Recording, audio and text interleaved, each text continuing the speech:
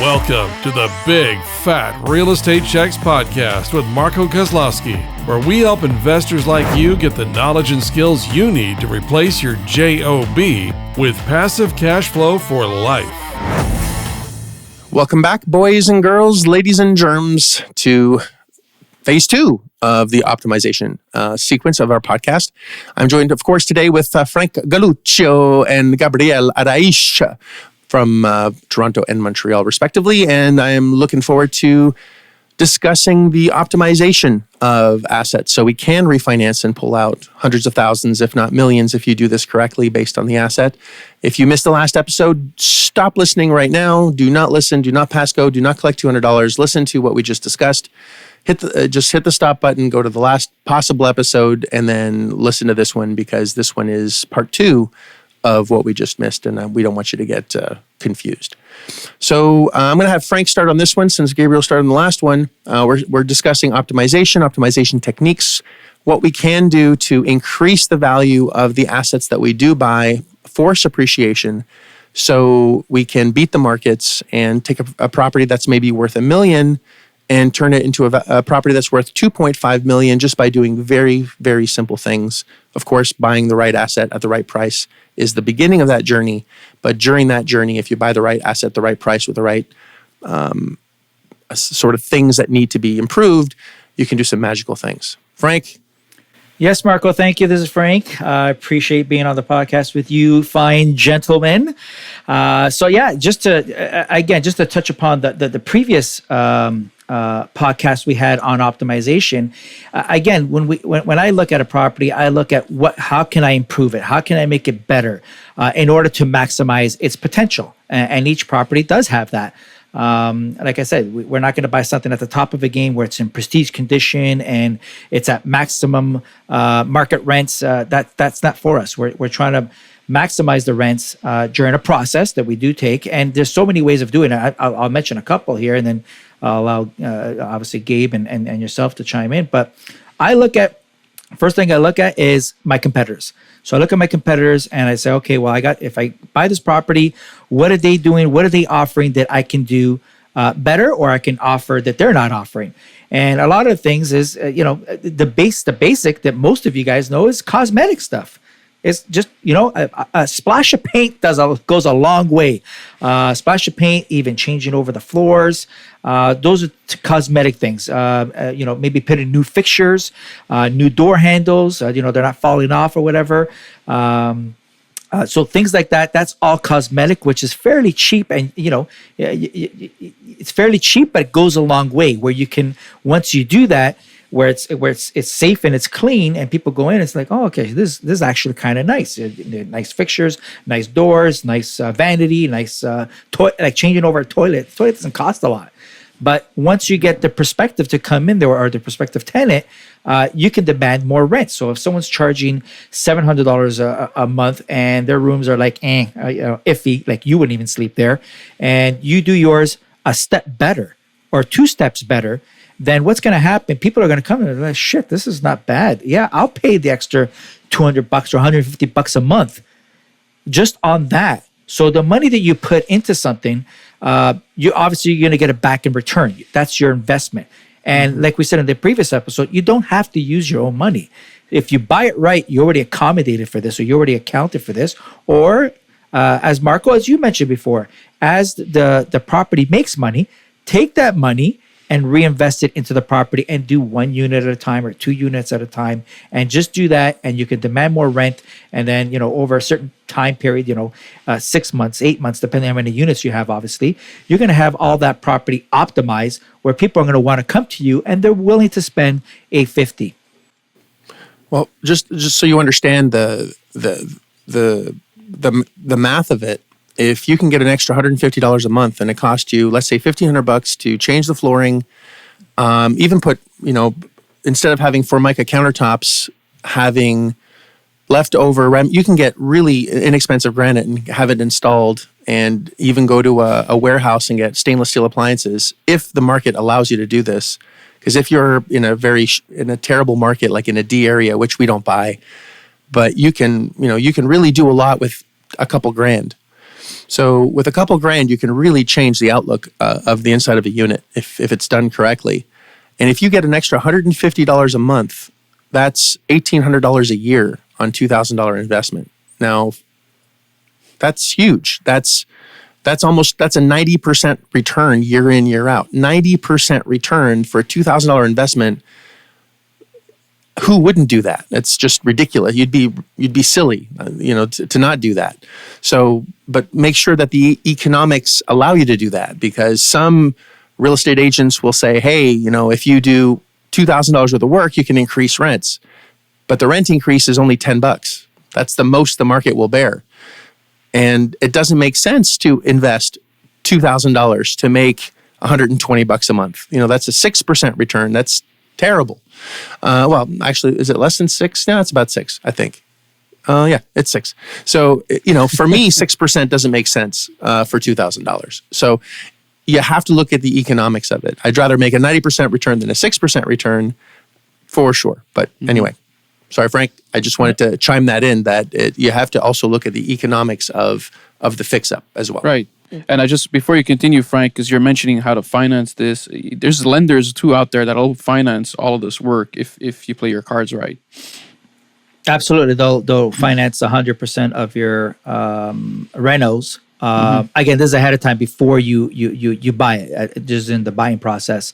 And they do draws. They make sure that you actually, change the floors, or you paint it, or you put new fixtures in there, and they'll come out, do an inspection, and say, okay, it's done, and then they'll release the money. So absolutely, great point, Gabe. So this can be compensated if you know how to do it and who to go to. So not every lender does this, but there's certain ones that we have built relationships in the past that do specifically this, because they know the forced appreciation is a huge factor, as opposed to waiting for the market to appreciate that property. So, Marco, I just wanted to add on what you mentioned.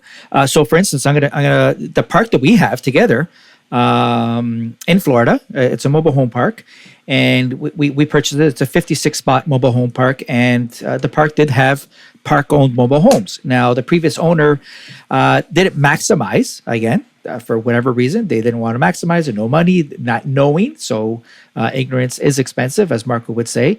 So on those assets, so we looked at the assets, and we're like, okay, we have underutilized assets that literally they weren't being used. They're mobile homes.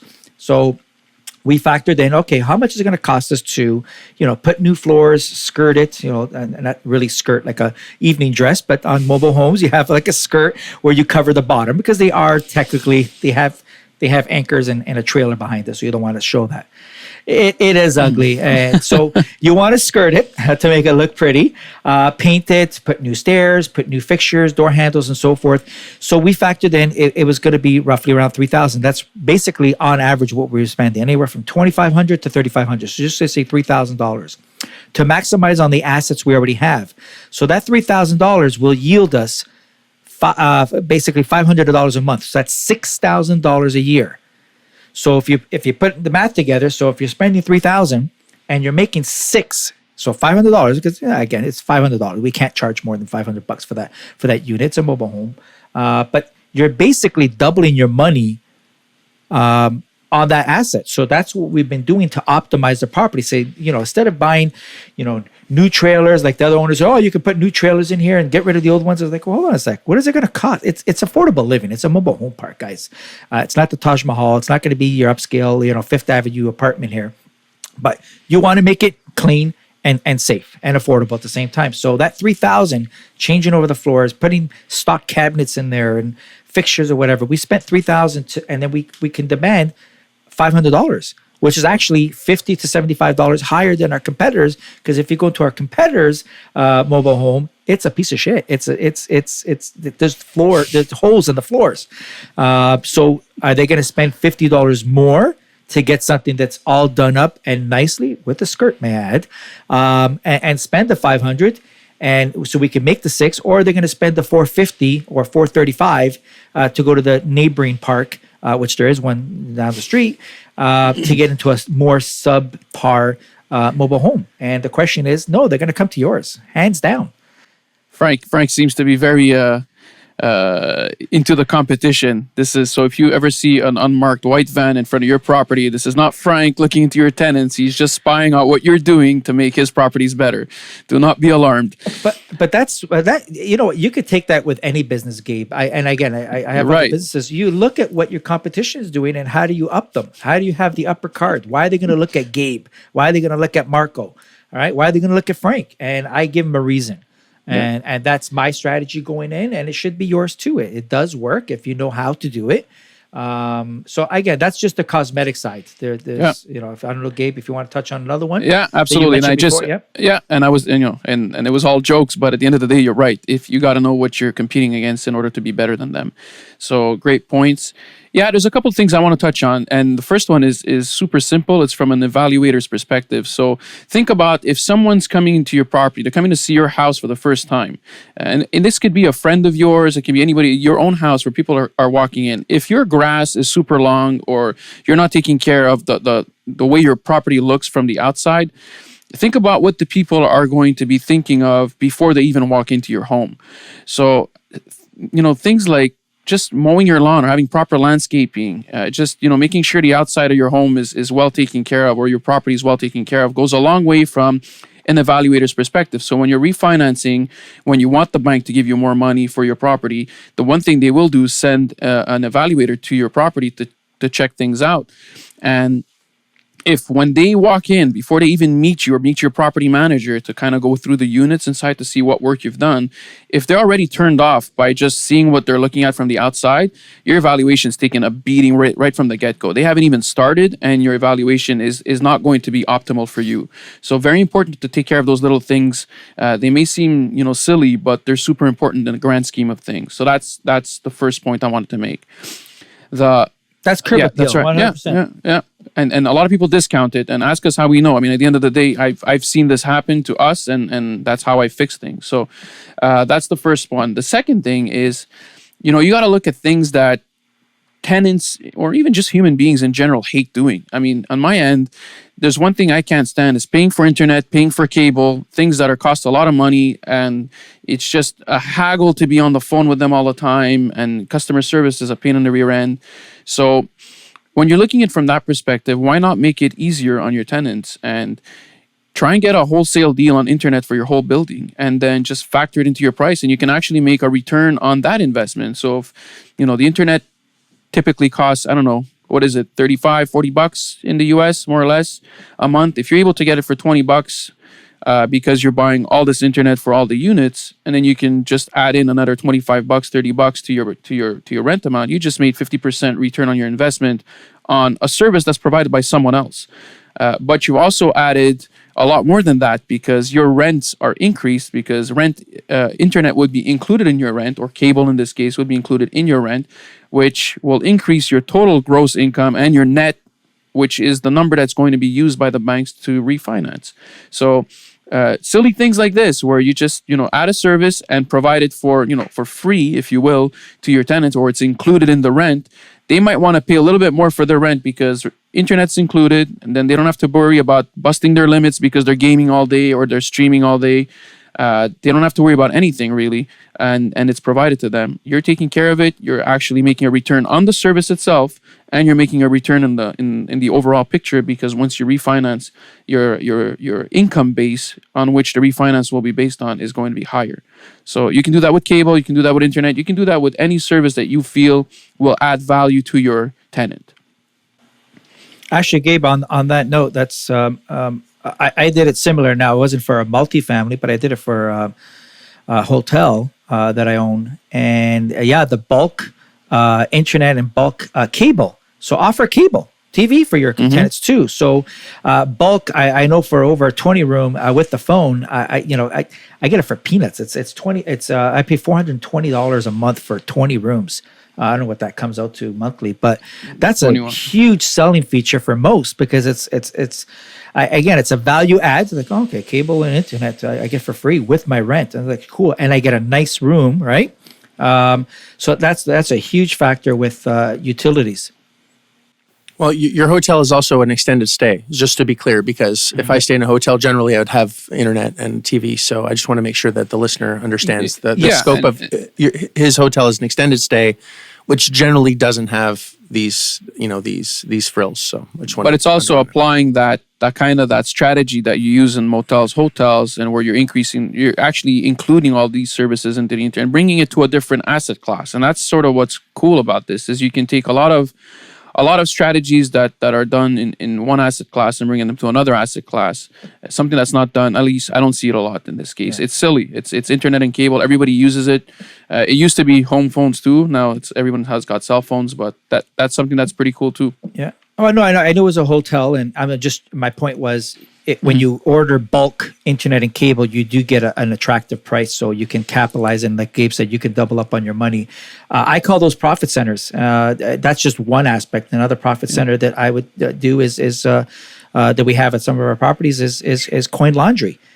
Coin laundry and vending machines. Those are huge. Especially if you have a big community, a lot of units, people have to wash their clothes and dry them. So you have coin laundry, and either you can buy out the coin laundry machines, or there's a lot of companies out there that service them and supply them. You take a 50-50 split, but they service the machines, and even vending machines. So you got your laundry, and then you got your vending machines. It's all about convenience for that tenant. So vending machines where you have snacks, dry snacks like chips and things like that, or chocolate bars, and you have drinks. And I even have one that's sundries. It's like, feminine products and Tylenol and Advil and shit like that, Band-Aids and all sundries like a convenience store would have. So you have those. Those are all called profit centers. You could get really creative on that, but those do generate money on top of. And again, it's adding convenience for that tenant. And instead of going to the supermarket or going to the convenience store and going to buy aspirin, you're there. Yeah. So yeah. Another one is just having a fridge and stove there. It's again, just when you're moving, those are the biggest pain in the rear ends to kind of move up, especially if you're 2 floors, 3 floors up. If you can just put in a fridge or a stove, and again, increase your rent a little bit. And I know that this is going to cause a little bit of maintenance on your end as well. So, and a multifamily. Yes. Supplying it, supplying. So just include that so that people don't have to buy it. One, it could be the same thing with either you have a laundromat, if you will, or you can have just a washer dryer in the unit in of itself right off the bat. Again, you just got to make sure that economically it makes sense. So if your area where you're buying can support that type of increase in rent, then it's up to you to analyze that and make sure that it fits in. But there's so many ways of optimizing a property and bringing the best out of it. And in return, just put all that money in your pocket on refinance. Yes. Well, and if you do have a fridge and stove, if you have, for example, stainless appliances, that can go a long way as well to increasing rents. And they're not that much more expensive than a white one or a black one. Sorry, I was just going to add also that because there's a lot of hotels that provide all these things, they got to change their fridges and stoves on a more regular basis, let's say, than you would have to as a multi-unit owner. So there's a lot of these hotels that are just selling all this stuff at bulk for pretty cheap because they got to get rid of it because they have no choice to change it anyways. And then you can just capitalize on those and pick them up and put them in your buildings. And speaking of that, with that, you can go to hotel distributors and furnish some of your properties and start putting them on Airbnb or VRBO, which is a more long-term stay, which, Gabriel, I know you've done. Mm-hmm. I don't know if you want to talk a little bit about that, but you can also increase rents by having a short-term stay or combining that with Airbnb, because you can still Airbnb a unit if you want to as the owner. So even a hotel you can put on Airbnb if you want to put a hotel room on Airbnb. So that's just a platform for marketing. Many in the hotel business, people ask, are you worried about Airbnb? I'm not, because it's just a platform for marketing. It's just a marketing platform. Whether I have a house or a hotel, I have to pay a commission to bookings.com or hotels.com or Expedia. Just pay the commission to Airbnb. Who cares? I have to pay the commission anyway to get the client, so might as well just add one more to the list that's doing very well. And I can go over that quickly. I have a unit specifically. I know I do this here in Montreal.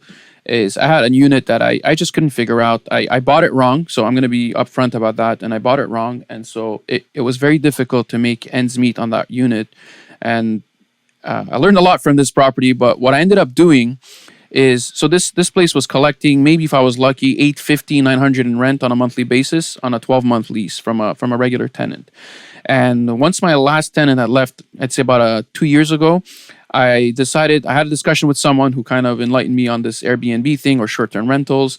And what I did is I fully furnished the place. It cost me like, I went to one of those distributors that Marco was talking about. I think it cost me maybe $3,500 to furnish the whole place. We're talking, from A to Z, including utensils, the works, the cutlery, and all that stuff. And obviously repainted the place, put 2-3 pieces of art in there, so it looks like a home. And what I ended up doing is I not only use Airbnb, but I also use short-term rentals where the property can get rented to, say, some business brings in an executive for 3 months to Montreal in my case, and they need them to stay somewhere. They need something that's fully furnished, available, and so they're willing to pay a little bit of a premium to make sure that their executive is taken care of and in a place where they don't have to, work out everything for themselves. So what I'm doing now is I'm fetching roughly $1,350 a month instead of $900, and it's rented out pretty much 12 months a year, but I'm making about $450 more a month on that $3,500 investment, and that was really good. And we have the Montreal Grand Prix here also for the Formula One, which happens in June typically, and when that comes around. So those are 2 weeks that are Airbnb reserved because people will pay by the day, or so for those 4 days that they're here, they'll pay through the nose. And the building is right across the track, so you can get there in literally 6 minutes with the public transportation. So it's really well located for that. And you also have access to the roof where you can actually see the race from there. So those couple of days are kind of reserved for Airbnb. But so those are there are extra strategies where you can optimize a property. So you're using marketing as a strategy for optimization. So we talked about just 3 of them right now, which was the cosmetic aspect of it, the utilities are offering value add, the profit centers, and marketing is a great one, Gabe, and that's good. You learn like, okay, you know what, I'm going to provide them full furnished, and you're making that extra $450 a month. From a marketing perspective, you're just going after a different target market, which I know, Marco, you have one. I believe you still have a park that's specifically target market for. Yes. I took a mobile home park that was in the middle of nowhere and was scratching my head, how am I going to fill it? And I thought, what's a group that is easily found that would pay a lot more? And my answer was pedophiles. So I created a Sunny Acres mobile home park that's exclusively for pedophiles. They can't live near a school, near a park. And they're registered, so you can actually, there's apps where you can actually find them immediately and market to them. So it's very, very easy. And the community likes it because they're a little bit out of the way, and they like it because they're all together. So, it serves multiple purposes. And for something that I could only get $600 a month for, I can almost get $900 a month for. So I've really maximized, and there's a waiting list because they got to live somewhere, and everyone knows where it is. So it's very convenient. And it's also a profit center. So most people at first, hate the idea, but again, they need to live somewhere, and it's better if they're out of the way than not. So it's actually doing a community service as well. So the city likes it, they like it, residents like it, everyone wins. And at the end of the day, I win too, because I get a lot more for rents than I normally would. So another way to optimize. And so when the refinancing does happen, my that asset almost doubled in value by just changing one small thing. So there's so many things that you can do to optimize assets by increasing rents, increasing occupancy, getting a little bit more creative. Management is a big one. There's 2 things that will really screw you in this business, and that's not buying it right and bad management. Have any of those 2 things, and you can really go down the toilet very quickly. But if you really understand the optimization process, for example, if something is underperforming and you can double the rents and double the occupancy, you've taken something that might be worth $1 million into $4 million. And then when you do a refinance, if you bought it right you actually can pull out a few $1 million, in a very short period of time. And that's all tax-free. And that's cash that you can use for something else. And either another investment, you want to, have a really good friend of mine that just buys real estate to refinance it, to put into stocks, to lose money in stocks, to go buy, eventually refinance another property, to put the money in stocks, to lose the stocks, to go back to real estate. He just loves the stock so much, but the real estate, the cash flow in the refinances is supporting his, I guess, gambling habit in the options trading and the Forex that he's doing that he absolutely loves. He loves the thrill of it. But if it wasn't for real estate, he'd gone bankrupt a long time ago because he just loves to suck at it. But he knows that money's coming in no matter what. So it is what it is. Safety net. That's so I like that niche marketing. Again, that's business 101. Don't try to advertise to everyone. So niche marketing, Gabe's scenario or Marco's scenario, that alone is a game changer in optimizing a property. And I wanted to just throw one more into the basket over here is amenities. I look at amenities, especially if you're buying multifamilies. Multifamilies, I treat them like as a community, which it is a community, right? You want your tenants to be comfortable there and to get to know one another because it's harder for them to leave. So just take, for instance, where me, myself, and Marco and Gabe are all in one apartment complex. He's got his apartment or whatever it is, and we know each other, by associating, by that social aspect. And what I like doing is creating amenities for that property where warranted, where I can.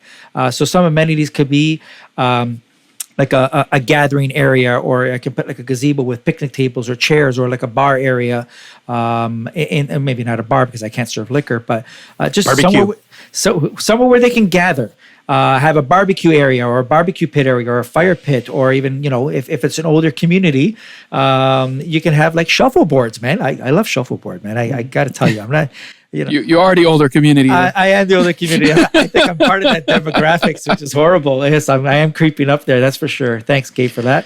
But yes, shuffleboard or lawn bowling. Like shit, that was bocce, man.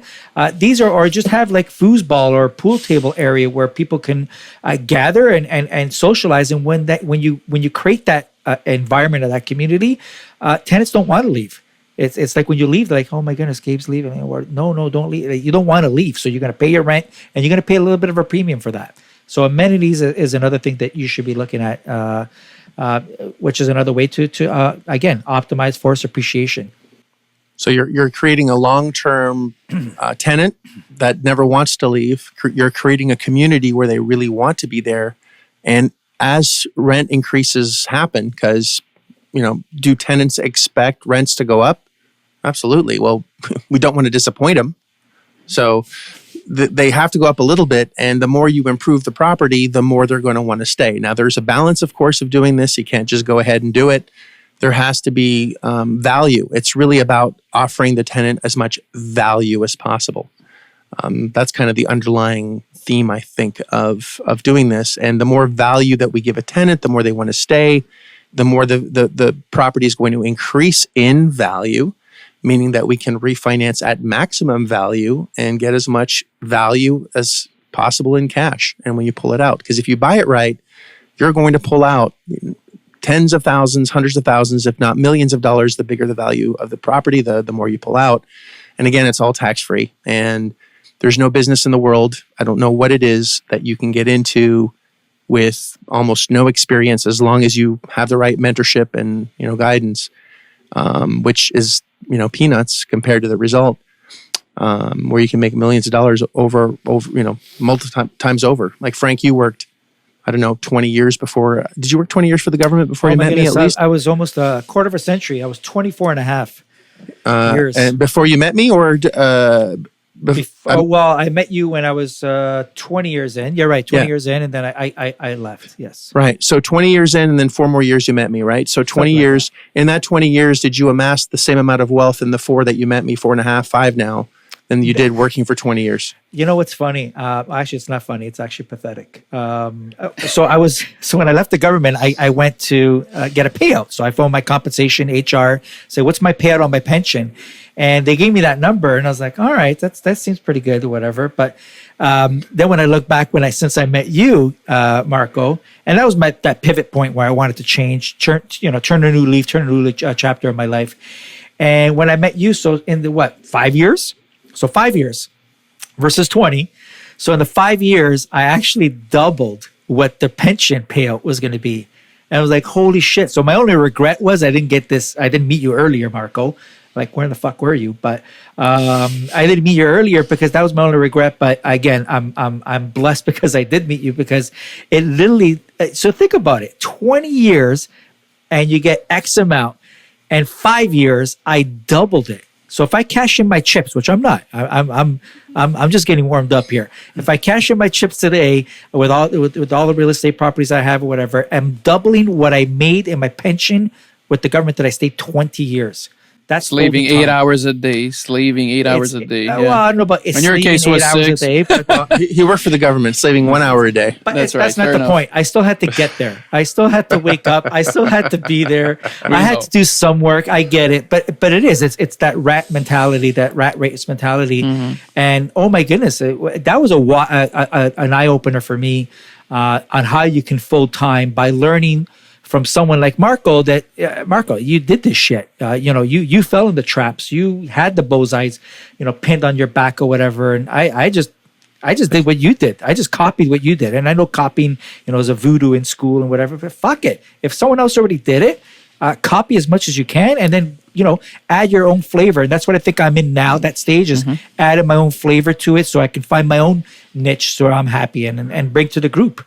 Hey, Frank, copying's allowed. I have one question, though. Did you double it in dollar for dollar Canadian to US, or did you double it? Did you look at the exchange rate? Because No. I'm a little disappointed that it's only doubled, because in my head, I think it should be like at least three times what you have. It is. You know what? Right now it is. I did not take in consideration American versus. You can't count a Canadian dollar with a US dollar, my friend. It's not the same weight. It's like, come on, man. You're correct. So if I do, hang up my hat right now and sell what I got, it's definitely more than double. It's more like triple on an American side. I did not do that. So thank you. You hurt my feelings when you said double. I'm like, I think it's more, Frank, but let me just make sure. You see, he always wants more. Always want. Well, I want the truth. It's all good. The truth will set you free. But you're right, Marco. It is definitely more than double once you do the conversion rate, because it is another 30% on top of that. I know. At least. I'm like, there's no way that you only have double. Anyway, that's just my ego talking now, because I'm like, I thought I did better than that. Well, you did better than that. Because I'm very attached to people's results. As you can tell, I get very emotionally hurt if someone is not making enough. I always want people to do extremely well, as all of us have. Man, this has been like drinking water from a fire hose. A lot of information on this. But if we were to encapsulate Frank, I know you're a good note taker. So what are the things that we covered on this episode? Okay. Just for the listener, if you're tuning in now, and if we were to encapsulate everything that we've talked about in a minute, Frank, in 1 minute, or less, what would that look like? So when you buy the property, your whole objective is to optimize it or cause what's called the forced appreciation within the shortest period of time. So for the whole purpose and sole purpose is to refi later and pull out all your capital and some tax-free, so you could do what you want or move on to the next project. So, and the way you do that, we touched upon a few things. One is the cosmetic part. All right, you just paint, flooring, things like that. Make yours better than the competitors. Another that Gabe touched upon was, offer them value add. Giving them the cable, the internet, the phone, or whatever you want to do on a bulk basis, because you can get a lot cheaper than they can. So offer that value add. They're like, oh shit, you know what? I don't have to deal with that. So you add things like the cable and internet. Another thing we talked about was profit centers, where you have other amenities, if you want to call it, that generates more income. Like, so it makes it more convenient for your tenant, like the laundry facilities or the vending machines or whatever that case is. So those are two off the top of my head that I can think of. Management, having the right management that they can market. So you have niche marketing. So you can find a particular niche. So in Gabe's, he did Airbnb type style, right? Or short-term stays for longer, where he had the unit fully furnished. So you just walk in, it's turnkey for the tenant. Marco had the pedophiles. Dude, Sunny Acres, man, for pedophiles, like what the hell are you thinking? So, but anyway, Sunny Acres pedophile mobile home park. I'll take that. But again, it's niche marketing and having that right management in there to market those people, which is going to actually be less money marketing because it's more defined. Mm-hmm. And then you have your amenities. What can you make your multifamily or your mobile home park more community-based, more social-based, where people that are there don't want to leave and people that are not there want to come in. So you could demand more rents in the end. So in the end, the whole net results is demanding more rents by implementing those things. And when you demand more rents, you make more money. And at the end of the day, when you go refinance after you have a good trailing 12 months or 18 months or 24 months, you go to the bank, they look at it, they go, shit, damn, this is good. And they're going to refinance you. You're going to pull out your money and do the shit over again. I think that was well said. Well said. Well said. That was 2 minutes, but that's why I only gave you one because I knew you'd take at least 2. Fabulous. Excellent. Gentlemen, that was phenomenal. Hopefully, as a listener, you enjoyed that as well. I certainly did. I really look forward to having you implement these things so you can pull out tax-free and more money, have more time, enjoy your life more. This is the only life that we have as we know it, and this is not a trial run, so you should be doing anything you can do to give yourself more time, more money, and more freedom in your life, which is what this podcast is all about. So thank you so much, gentlemen. And thank you, of course, listener. And if you tune into the next podcast, I know you're absolutely going to love it. Have a great day. If you like this episode of Big Fat Real Estate Checks, then show some love by leaving a comment and a good rating. Also, as a thank you for tuning in today, we've got a special free gift. The journey to passive cash flow for a life starts by finding deals, and it's easier than you think. Simply go to getdealsbytuesday.com, enter your email address, and we'll send you a free quick start course called Deals by Tuesday. Even if it's 11 p.m. Monday night, this course will show you how to find discounted real estate deals by Tuesday. It's that fast and simple. Go to getdealsbytuesday.com and start your journey toward life-changing cash flow today. Thanks for tuning in, and we'll see you on the next episode.